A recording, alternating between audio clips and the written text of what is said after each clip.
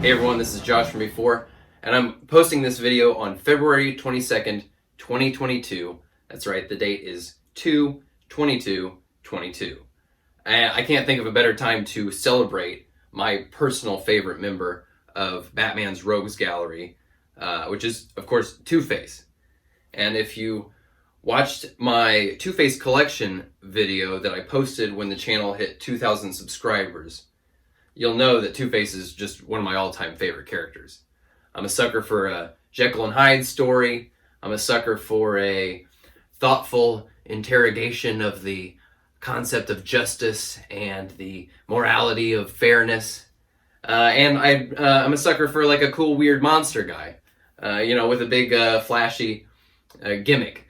So Harvey's my man. Like all of Batman's best villains, he kind of holds up a mirror to some aspect of Bruce Wayne's personality, and that conflict makes for great drama. So to mark the occasion, I am going to unbox this Batman Forever Two-Face action figure. As much as it pains me to deface a work of art like this fantastic blister, this thing has seen better days. The bubble's very yellowed. I think it's a solid contender for an opener. When it comes down to it, though, the only thing I hate more than damaging an unopened blister is having a toy permanently trapped behind a barrier that prevents it from being played with. So he's going to come out of here, but let's take a moment to admire this card art. I had a fair few Batman Forever figures. This was one of my favorites. You see a wide assortment of different figures from this line on the back there. Of the 11 figures on the back, 6 of them are Batman. Something to keep in perspective. My favorite touch, though, on this, I gotta point out, on this card here, is this little thing, this tag here in the bottom corner, this BAT, this acronym. Acronyms, the mid-90s acronyms. I think it came out of when Jurassic Park would brand all the toys, all the dinosaurs with the JP, sort of the letters combined to make the logo. I think people were trying to mimic that. They were trying to act like ID4 was the cool, hot acronym for Independence Day, and nobody bought it. Nobody wanted it. But this one they were going for is BAT. It stands for Body Adaptive Tech Suit. And it is they're trying to explain Batman's new prototype bat suit technology. It says developed exclusively for Batman's ultimate showdown with Two-Face and the Riddler. The scientifically advanced Body Adaptive Tech Suit, codenamed Bat, actually senses and assesses danger, instantly providing from within the weaponry which Batman needs for each threat. It's not just a bat suit, it's an automatic crime-fighting arsenal. That sounds like a bunch of really stupid gobbledygook that I would have eaten up as a kid. You bet your ass I ate it up. Body Adaptive Tech Suit. Oh yeah. Yeah, you're sitting in the car, you can't wait to get home and take this out of the box, and you're reading all the stupid crap they wrote on there, and you're like, oh yeah, cool, bat. The acronyms, guys. I got a particular fondness for Batman Forever Two-Face. And there's a number of different factors in there. For one, the movie was huge. You say what you want about Batman and Robin and the reaction to that, but Batman Forever was huge. Jim Carrey Mania was sweeping the nation, and the movie is good. It delivers. It's still good. It's still extremely watchable. And so, for one, I like the movie. That's an easy one. But my personal kind of ideal version of Two-Face is a patterned suit on one side instead of like the black and white sort of animated series style.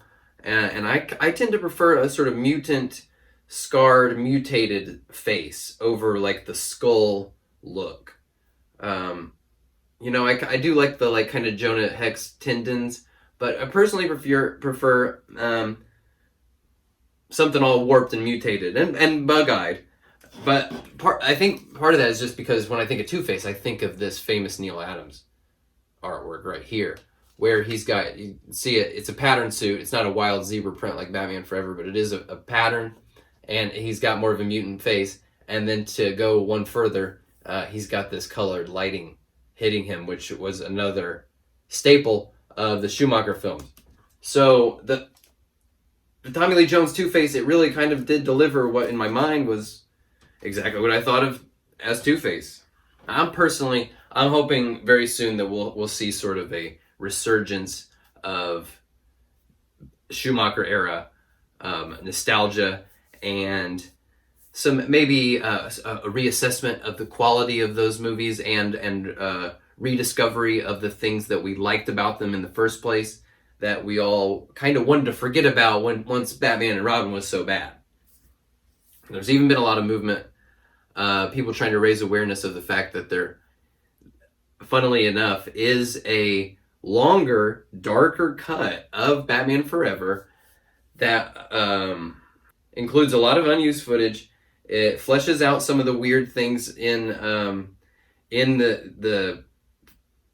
the existing cut of the movie that seem a little out of place. You know, stuff about with that huge bat thing, and the flashbacks of like his parents' funerals. That was all. There was more to that. There was more to Two-Face's backstory. I think there was even more of Edward Nygma, and maybe more with his weird question man machine and stuff. And my understanding is that longer cut is closer actually to maybe a finished cut of the movie than just a long, shaggy assembly cut. Because sometimes they put the movie together and it just kind of is, they threw in every angle and every take, and it's not actually resembling what the final movie is going to look like. This, I believe, is closer to a final cut. It would just need to be like color timed, or it would probably have to be audio mastering. I don't know if there would have to be ADR. Dialogue recorded, that becomes complex, but I'm all for it. I'm all for release the Schumacher cut. Let's fast track this cultural reassessment of Schumacher Batman movies. And my point of view behind that is, I don't have a problem with grim and gritty, dark, realistic Batman. I like the Nolan movies. I like Affleck Batman. I'm very hopeful for Pattinson. But I would like to see more live-action Batman that has room for his more colorful villains to exist. You know, Mr. Freeze, Clayface. Some of the ones that sort of stretch the credibility of a realistic world. I'd like to see a universe where that is, you know, a possibility. So hopefully, you know, maybe everybody coming back around and saying, oh yeah, the Schumacher stuff had a lot of good stuff going on. That might maybe spur some movement toward movies where the Bat family can be fully formed and exist right next to Batman. I would like to see it. All right, so now that it's been appropriately hyped up, let's get this guy out of here, right? Let's take one final moment of reverence. This is a very nice piece of commercial art.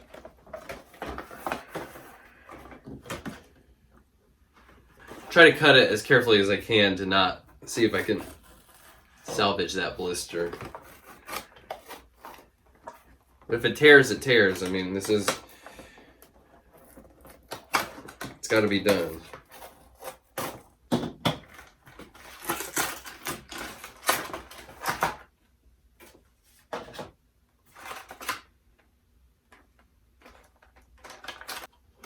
Okay, let's look at the nonsense first. The nonsense is this ridiculous mounted turret. Extremely cartoony looking here. Kind of looks like a gun. Weird. The turret rotates. I mean, yeah, there's definitely some good play factor going on here, just as far as it making sense of being a Two-Face accessory based on the events of Batman Forever. I just don't remember this. Does it have to be lined up? Let's give it a test. Whew. Packs a lot of punch. Now let's look at the man himself. That's a great sculpt with great paint, in my opinion. Look at this, how there's a gun just sculpted into his hand, which is freaking awesome.